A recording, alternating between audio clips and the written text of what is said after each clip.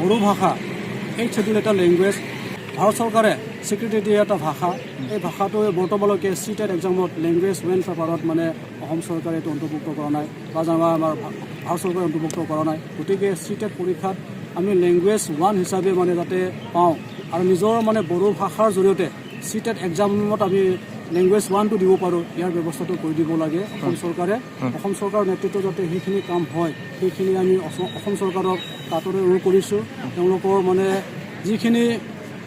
কৰিবলগীয়া কাম অতি শীঘ্ৰে যাতে কৰে আৰু চিটেড এক্সামত লেংগুৱেজ 1ত আমি যাতে পৰীক্ষা দিব পাওঁ সেইখিনি সুযোগ কৰি দিব লাগে আৰু ইয়াৰ লগতে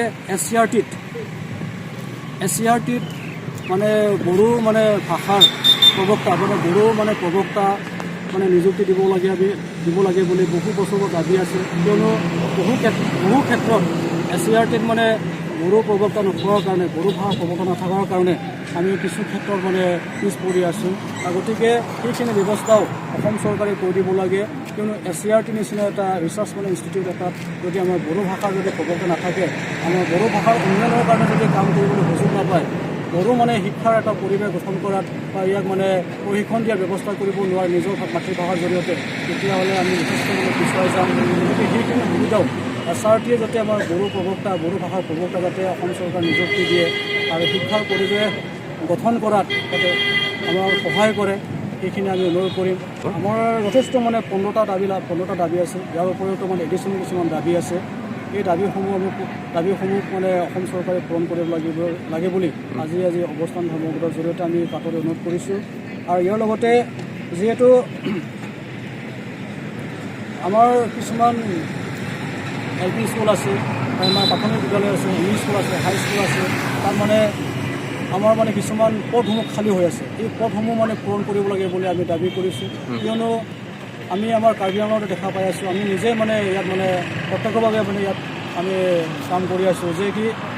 এতিয়া মেক্সিমাম আমাৰ বড়ো মিডিয়ামৰ যিবিলাক LP স্কুল আছে এই LP স্কুলবিলাকত মানে এজনীয়া শিক্ষকৰে মানে বিদ্যালয়টো চলি আছে যথেষ্ট মানে এতিয়া জটিল মানে পৰিস্থিতিৰ মানে সৃষ্টি হৈ আছে কিয়নো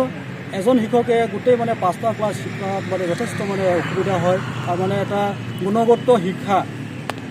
শিক্ষা মানে কোৱালিটি এডুকেশ্যন মানে আমি ল'ৰা ছোৱালীক দিব নোৱাৰে এটা এই ব্যৱস্থাবিলাকৰ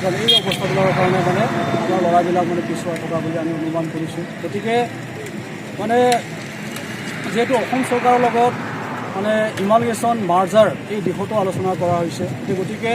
এইবিলাক মানে অসম চৰকাৰে স্পেচিয়েলি বড়ো মিডিয়ামৰ কাৰণে ৰেহাই দিয়াৰ কথাটো কৈছে গতিকে এতিয়া আমি বিচাৰিছোঁ কি আমাৰ মানে LP স্কুলবিলাকত যিবিলাক মানে খালী হৈ আছে পষ্টবিলাক এই খালী পষ্টবিলাকক অতি শীঘ্ৰে নিযুক্তি দিব লাগে যাতে আমাৰ ল'ৰাবিলাক মানে এটা গুণগত শিক্ষা লাভ কৰিব পাৰে আৰু স্কুলৰ মানে শৈক্ষিক এটা পৰিৱেশ যাতে সৃষ্টি হয় সেইখিনি আমি আশা কৰিছোঁ গতিকে আমাৰ প্ৰাথমিক বিদ্যালয়বিলাকত অতি শীঘ্ৰে যাতে আমাৰ শিক্ষকবিলাক নিযুক্তি দিব লাগে আমাৰ লগতে ME স্কুলবিলাক আছে ME স্কুলবিলাকতো কিছুমান পষ্টবিলাক মানে ভেকেণ্ট হৈ আছে এইবিলাকতো মানে নিযুক্তি দিব লাগে হাই স্কুলতো তেনেকুৱাই মানে কিছুমান পষ্টবিলাক মানে ভেকেণ্ট হৈ আছে এই পষ্টবিলাক যাতে অতি শীঘ্ৰে মানে পূৰণ কৰে সেইখিনি আমি অনুৰোধ কৰিম কিয়নো আমি যদি শিক্ষাৰ পৰিৱেশ গঠন কৰিবলৈ যাওঁ এটা মানদণ্ড এটা উচ্চমানৰ এটা গুণগত শিক্ষা যদি আমি সৃষ্টি কৰিবলৈ যাওঁ তেতিয়া আমাক যথেষ্ট শিক্ষকৰ প্ৰয়োজন হ'ব ছায়েন্সৰ শিক্ষকৰ প্ৰয়োজন হ'ব আৰু লগতে অন্যান্য মানে ছাবজেক্টৰো মানে শিক্ষকৰ মানে প্ৰয়োজন হ'ব গতিকে এইসমূহ পদ অতি শীঘ্ৰে মানে পূৰণ কৰিব লাগে সেইখিনি আমি অনুৰোধ কৰিছোঁ।